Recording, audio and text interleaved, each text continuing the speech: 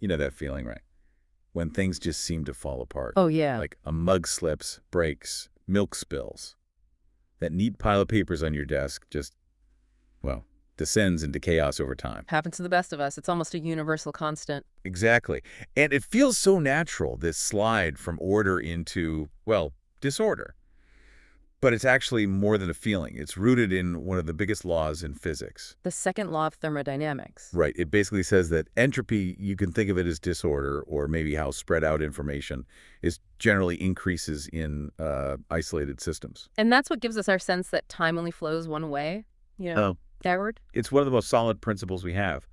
But what if we could maybe push back? Just a little, or maybe even in some really fundamental ways. That's a huge question. It is.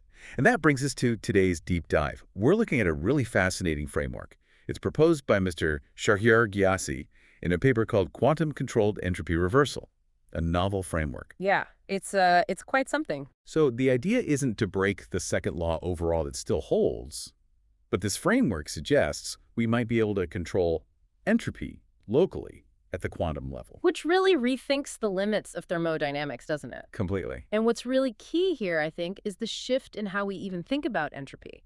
Ghiasi's work really pushes us past just calling it disorder. Okay. To what? To seeing it more accurately as information inaccessibility. Basically, it's a measure of what we don't know about all the tiny details, the microscopic state of a system. Information inaccessibility. That's interesting. It really is, because if entropy is fundamentally about information, about our ignorance, well, then maybe reducing entropy isn't impossible. How so? It means we could potentially achieve it by manipulating quantum information very precisely, by managing the intricate connections, the correlations between different parts of a system. Okay, so entropy as information. Yeah.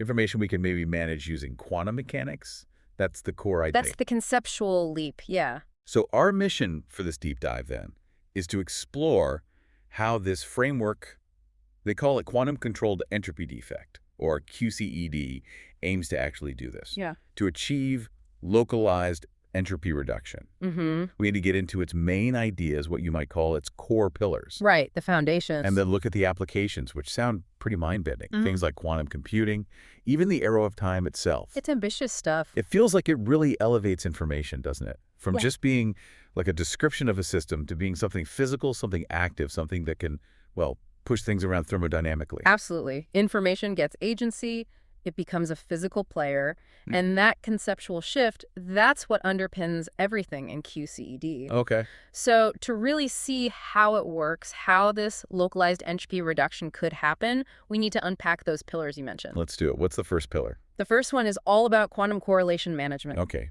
Correlations like entanglement. Exactly. Entanglement is a prime example.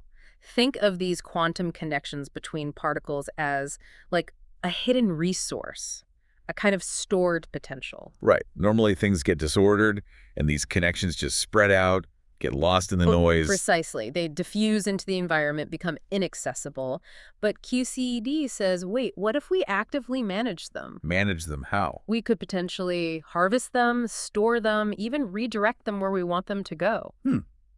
Like directing traffic for quantum information? Sort of, yeah. It's about controlling those hidden links instead of just letting them decay randomly. Okay, so active control over quantum connections. Yeah. That makes sense. Where does that lead for the second pillar? Well, if the first is managing the connections, the second pillar is local information reconstruction. Reconstruction. If entropy is information being inaccessible, then this is about making it accessible again. You got it. QCED proposes ways to actually rebuild that scattered or hidden information, at least locally. So not physically turning back time? Like running a movie in reverse? No, not like that. It's more about gathering incredibly precise quantum data. Enough data to effectively undo the information scattering process that caused the entropy increase in the first place, just in a specific area. Okay, like finding all the tiny pieces of information that got lost. Exactly.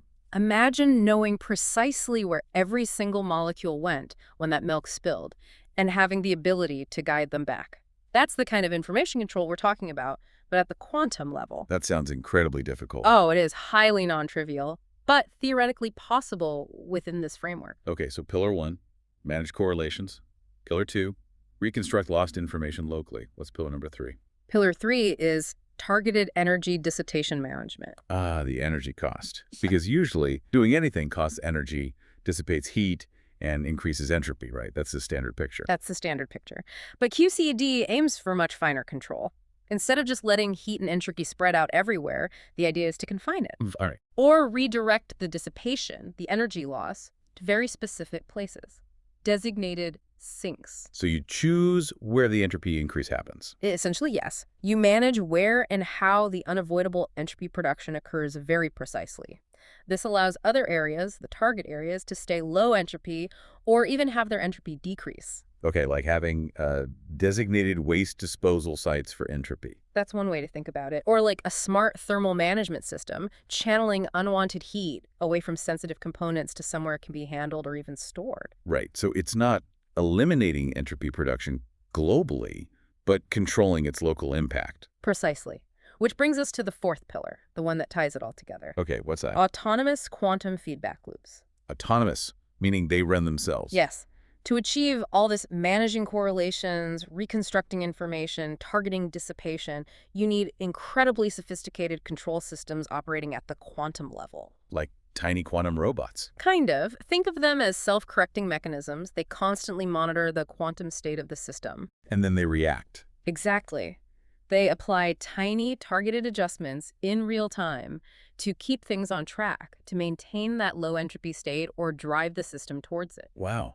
Is this related to that idea of Maxwell's demon? Very much so. It's like implementing a practical, autonomous version of Maxwell's demon. But instead of a hypothetical demon sorting particles, you have these built-in quantum feedback systems. And how are they powered?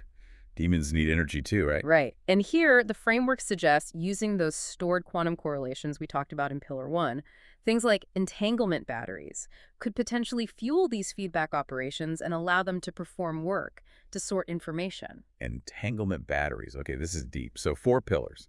Manage correlations, reconstruct information, target dissipation, and use autonomous feedback loops.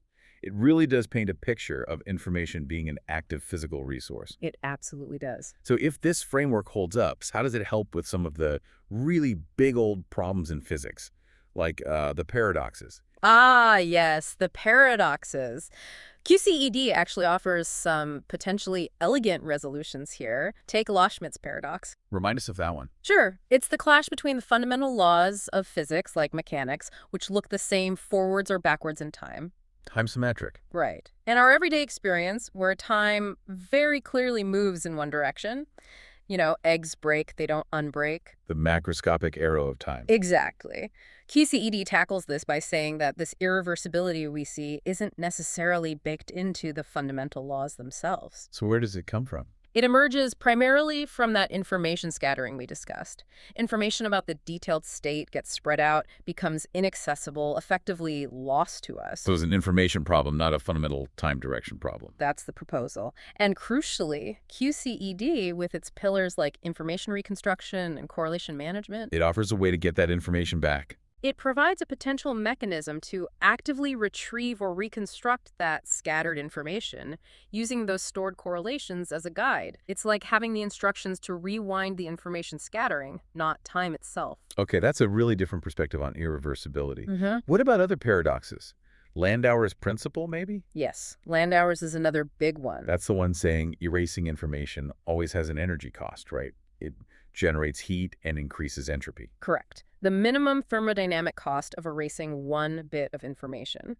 Now, QCED doesn't claim to violate Landauer's principle. It doesn't, okay. No, instead it sort of upgrades it or recontextualizes it. How so? Instead of thinking about erasing information as this inherently destructive process that must lead to waste heat, Yeah. QCED suggests we can think of it as transferring the information, moving it from the computational system into these specialized quantum correlation sinks. Ah, so the information isn't gone, it's just moved somewhere else into these correlations. Exactly. It's relocated in a controlled way. And the beauty is this process can be much more efficient. Meaning less entropy is produced overall. Significantly less net entropy production because the entropy associated with the information isn't just dissipated randomly as heat. It's stored in these correlation sinks. And can you get it back? Can you use it? Potentially, yes. The stored entropy could be recycled or managed in a controlled way later. This is a huge shift from the old view of unavoidable, irreversible heat loss during computation. Have they actually seen this? Is there experimental evidence? There is, and it's quite compelling. Some experiments have shown reductions of over 50% in the entropy produced during certain quantum gate operations, compared to what you'd expect from the standard Landauer limit. Wow, 50% reduction. Yeah. And it's not just theoretical, this framework is being tested. What kind of experiments are we talking about? Well, there have been demonstrations of localized entropy reduction. For example, cooling specific quantum bits, or qubits. Like in a quantum computer. Exactly. Experiments in solid-state systems, tiny engineered structures, have shown they can reduce the vibrational entropy, essentially the heat, in targeted qubits by around 40%. 40% cooler just by managing information. By applying these QCED principles, yeah. And there's more. In quantum optics setups, using light particles. Photons. Yes, photons. They've demonstrated incredibly high reversibility in systems with two interacting parts, what they call bipartite systems. How reversible? Up to 92% reversibility has been reported. 92%. Yeah. What does that actually mean in practice? It means they can perform a quantum operation, like a computational step, and then almost perfectly reverse it, bringing the system back to its starting state with only an 8% increase in entropy or loss. Okay, that's almost like unscrambling an egg, thermodynamically speaking, for that quantum system. It's getting surprisingly close in these controlled settings. It shows that entropy increase isn't always inevitable or uncontrollable at this scale. And how do they achieve that 92%? By implementing versions of that autonomous Maxwell's demon concept we talked about, using quantum feedback loops powered by entanglement resources, those entanglement batteries again. So the experiments seem to back up the core ideas. They provide strong support for the framework's potential, yes. Which leads us back to the applications. If you can control entropy locally, reduce dissipation, the implications are huge, right? Especially for quantum computing. Absolutely massive.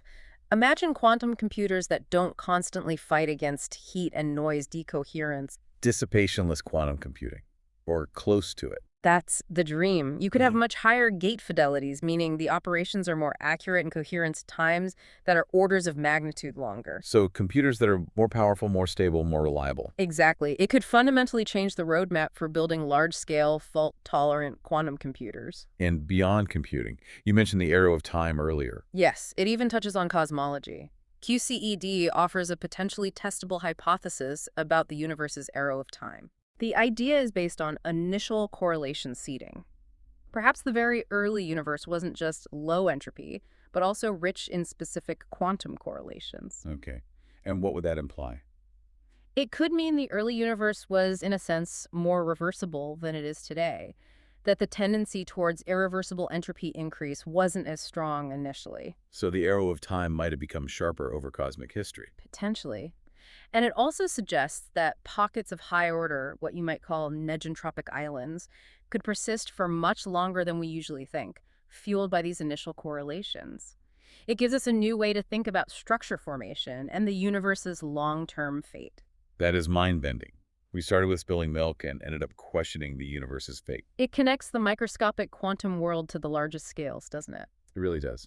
So to wrap up, we've journeyed through this QCED framework, seeing how it reframes entropy as manageable information. Moving it from just an inevitable increase to something we can potentially steer, locally at least. And showing how information itself acts like a physical resource. Right. And we saw how this resolves tensions like Loschmidt's paradox irreversibility from information scattering, not fundamental laws. And how it upgrades Landauer's principal information transfer to correlation sinks, not just wasteful erasure. With experimental backing showing significant entropy reduction and high reversibility using quantum feedback. Leading to transformative possibilities like near dissipationless quantum computing and new perspectives on cosmic evolution. Yeah, the potential reach is quite staggering. It leaves you with a really provocative thought, doesn't it? Yeah. If the universe's story is tied to entropy, and we're just starting to learn how to manage entropy, how to control information at this fundamental level, what does that mean for the far future? For technology, for energy. For life itself. I mean, Schrödinger famously said life feeds on negentropy. It maintains order by exporting disorder. if we can manipulate entropy directly. What does that enable? What new forms of organization, computation, or even life become possible? It definitely gives you something to think about. What are the ultimate limits of controlling order in the universe?